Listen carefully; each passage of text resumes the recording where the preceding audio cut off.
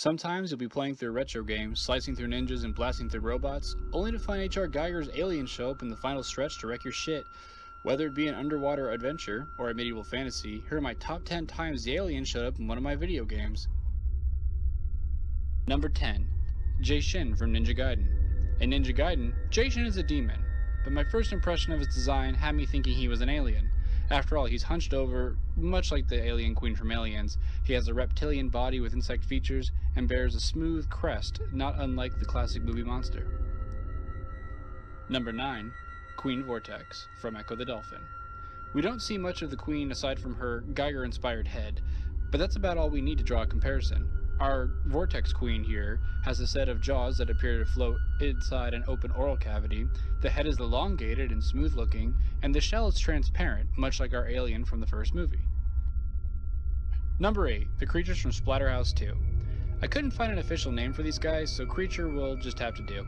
The in-game art is simple and lacks some of the more obvious traits, but the North American box art is what contextualizes these creatures as being alien in appearance. As we can see, our creatures are meant to be seen with elongated heads and detailed exoskeleton-like bodies. However, this may have just been a liberty of the American box art. In any case, it contextualized the enemies as being Geiger-like for years, and will always feel like the alien to me. Number 7. Gluttony from ActRaiser 2. Gluttony appears on a hive level earlier in the game, along with ant-like creatures that bear the iconic elongated head. Gluttony herself holds more references. She hangs from the ceiling like a chest burster, she is attached to an egg sac which she tears herself from halfway through the fight, much like the alien queen does in Aliens, and like her drones, she has the classic elongated head. Number 6. Biometals from Biometal. Canonically, the biometal are just that, metallic biological creatures. They also look like if you cross a xenomorph with a battleship. Their phallic design and eggplant-shaped head resting on the bow are the obvious details, along with their coloring and implied metallic textures. The box also gives us a close-up of their face detail, making the semblance almost one-to-one. Number 5. Dubkara from R-Type. We're at the point in the list where I probably don't need to explain much. Like our xenomorph queen, Dubkara is a detailed crest and long tail. This kind of reminds me of what a queen chestburster might look like, and speaking of chestburster, Dubkara appears to have a green one bursting in its midsection. What a fucking nightmare. Number 4. Ridley from Metroid series. Particularly his interpretation after the original NES game. Ridley is probably the perfect mix of the alien's exoskeleton design being applied to a character that has taken on its own identity. It's weird to say it now that we've gotten so familiar with the space pirate captain, but it's hard to deny the obvious parallels.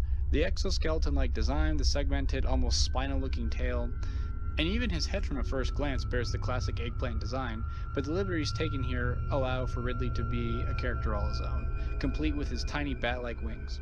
This shouldn't be a total surprise addition to the list, as Metroid has several examples of references to the Alien franchise in their creature designs.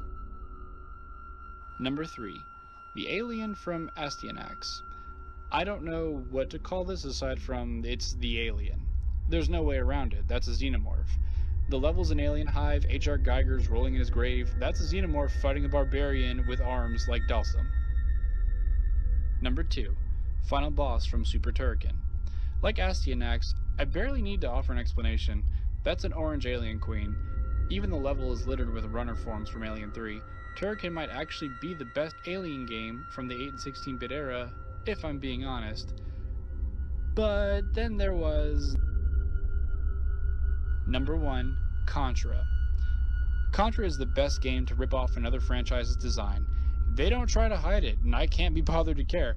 That's a xenomorph, that's a xenomorph, that's a xenomorph. Hell, that's a fucking engineer on a spider chair. Those are facehuggers. Those are xenomorphs. In fact, Contra has probably done more with the xenomorph design than the Alien movies have, and that's why Contra holds the number 1 time a xenomorph showed up in my game. Thanks for watching.